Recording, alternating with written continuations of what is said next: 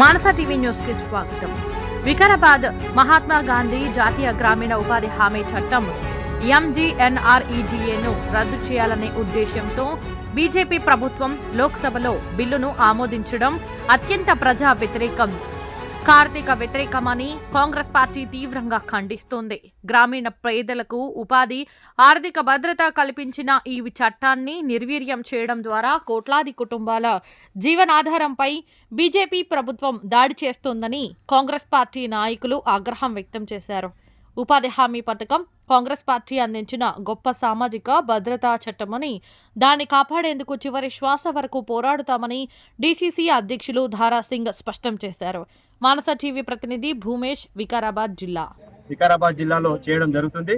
ఈ కార్యక్రమానికి ముఖ్య అతిథులుగా సీనియర్ కాంగ్రెస్ నాయకులు సత్యం శెట్టి గారు, కిషన్ నాయక్ గారు, మైపాల్ రెడ్డి గారు, సంతోష్ గారు, మరి ఇతర నాయకులు ప్రతి ఒక్కరికి పేరు పేరున, మరి పరిగి నుంచి వచ్చిన నాయకులకు, తాండూరు నుంచి వచ్చిన వాళ్ళకు, వికారాబాద్ నియోజకవర్గం నుంచి ప్రతి మండలాల నుంచి వచ్చిన ప్రతి ఒక్కరికి, మరి యూత్ కాంగ్రెస్ నాయకులకు, NSUI నాయకులకు ప్రతి ఒక్కరికి మరి పేరు పేరున నా యొక్క హృదయపూర్వక నమస్కారాలు. ముఖ్య ఉద్దేశం ఏంటంటే, ఈరోజు కేంద్రంలో ఆనాడు 2005-6లో యూపీఏ చైర్పర్సన్ సోనియా గాంధీ గారు వారి యొక్క నాయకత్వంలో భారత ప్రధానిగా మన్మోహన్ సింగ్ ఉన్నప్పుడు మహాత్మా గాంధీ జాతీయ ఉపాధి పథకం పేరు మీద పేదోళ్లకు, ఏ పేద కుటుంబం కూడా వలసపోకుండా వారి గ్రామాల్లోనే వారికి అక్కడే పని కల్పించాలనే ఉద్దేశంతో ఉపాధి హామీ పథకాన్ని తేవడం జరిగింది. 100 రోజులు తప్పకుండా. ఇప్పుడు మనకు సీజనల్, ఎందుకంటే వానకాలం, చలికాలం పని చేసుకుంటాం.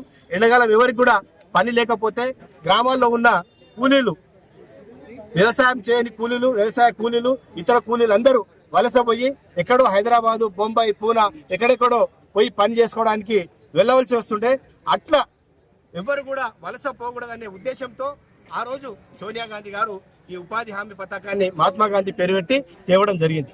100 రోజులు తప్పకుండా వారికి వారి గ్రామాల్లోనే పని కల్పించాలి.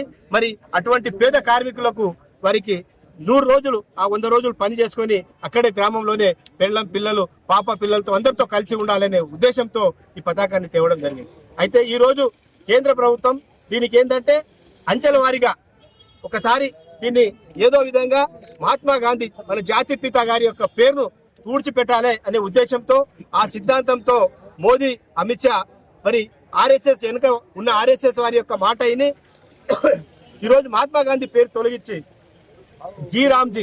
రామ్జీ ఎవరు? రామ్జీ శ్రీరాముడు, ప్రతి ఒక్కరికి కావాల్సిన వ్యక్తి ఆయన. కానీ దాన్ని ఈ పేరు పెట్టి ఆయన యొక్క ప్రతిష్టను దిగజార్చడం బీజేపీకి సమంజసం కాదు. అయ్యా బీజేపీ, మోదీ, అమిత్ షాకు ఖబర్దార్. మీరు ఏ విధంగా ఈ పేర్లు మార్చుకుంటా పోతే మరి చూసుకుంటా కాంగ్రెస్ పార్టీ కానీ, జనాలు కానీ ఎవరు కూడా ఊరుకుంటారు. ఖబర్దార్. ఈ కార్యక్రమాన్ని మీరు ఎప్పటి వరకు వెనక్కి తీసుకోరో అంతవరకు పోరాడతాం, ప్రజల్లో తీసుకెళ్తాం, ప్రజల ప్రతి ఒక్కరిని ముందుకు తీసుకెళ్తాం.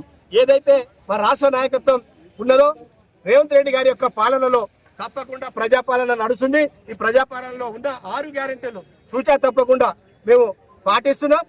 అదేవిధంగా చెప్పినట్లు ఈ 6 గ్యారెంటీలు ఏవైతున్నాయో ప్రజల్లో తీసుకెళ్లి, మొన్ననే ఈ లోకల్ బాడీ ఏదైతే ఎన్నికలు జరిగినాయో ఆ లోకల్ బాడీలో దాదాపుగా 65-68% గ్రామ పంచాయతీ సర్పంచ్లను మేము గెలుచుకున్నాం. ఎందుకంటే ఇది నిదర్శనం. బీజేపీ ఎక్కడ కూడా కనిపించలే. జవేళ పార్లమెంట్లో బీజేపీ పార్లమెంట్ ఎలక్షన్లో గెలవడం జరిగింది. కానీ ఈ రోజు స్థానిక సంస్థల్లో ఎక్కడ కూడా బీజేపీ అనేది లేనే లేదు. కాబట్టి అయ్యా మీరు చేసేది దొంగ పనులు. ఏం చేసినా ఆ రోజు ఎవరైతే స్వాతంత్రంలో పోరాడినో మహాత్మా గాంధీ కానీ, ఈ రోజు కాంగ్రెస్ లో ఉన్న అధినాయకత్వం ఏదైతుందో రాహుల్ గాంధీ, సోనియా గాంధీ, ఆ రోజు ఇందిరాగాంధీ, రాజీవ్ గాంధీ, నెహ్రూ గారు ఈ దేశం కోసం ప్రాణాలు అర్పించిన వాళ్ళు. మరి వాళ్ళ ఆస్తులన్నీ దారాదత్తం చేసి ఈ దేశాన్ని స్వాతంత్రం తెచ్చిన కుటుంబం ఇది ఇందిరాగాంధీ కుటుంబం. కాబట్టి మీరు ఇందిరాగాంధీ కుటుంబం ఎంతవరకు తొక్కాలని చూస్తే, మీరు ఎంత అనుకుంటే బాల్ను ఎంత గట్టిగా కింది కొడితే పైకి ఎంత లేస్తుందో, మీరు ఎంత తొక్కాలనుకుంటే అంత కాంగ్రెస్ పార్టీ, మరి గాంధీ కుటుంబం పైకి వస్తుంది. మరి ఈ మహాత్మా గాంధీ పేరును మీరు తొలగిస్తే మాత్రం ఊకుండేది లేదు. మరి ఏదైతే రేవంత్ రెడ్డి గారి యొక్క నాయకత్వంలో కాంగ్రెస్ ప్రభుత్వం రేపు రాబోయే ఎన్నికల్లో కూడా జెడ్పీటీసీలు ఎన్నికలున్నాయి, మున్సిపాలిటీ ఎన్నికలున్నాయి. తప్పకుండా ఈ వికారాబాద్ జిల్లాలో ఉన్న 20 జిల్లా పరిషత్ సీట్లు, జెడ్పీటీసీలు, మరి మున్సిపాలిటీలు, అన్ని మున్సిపాలిటీలు 4 మున్సిపాలిటీలలో కూడా కాంగ్రెస్ జెండా ఎగరేస్తాం. మా కాంగ్రెస్ కార్యకర్తలు ప్రతి ఒక్కరు కూడా నడుము బిగించి ముందుండి ప్రతి ప్రజలకు, ప్రతి కార్యకర్త సేవ చేయడానికి సిద్ధంగా ఉన్నారు. మరి రేవంత్ రెడ్డి యొక్క నాయకత్వంలో మరి మేము రాబోయే ఎన్నికల్లో రాహుల్ గాంధీ యొక్క నాయకత్వాన్ని బలపరుస్తాం. 2029లో రాహుల్ గాంధీని ప్రధానిగా చేయడమే మా యొక్క కార్యకర్తల యొక్క సిద్ధాంతం అని చెప్పుకుంటూ జై హింద్, జై కాంగ్రెస్.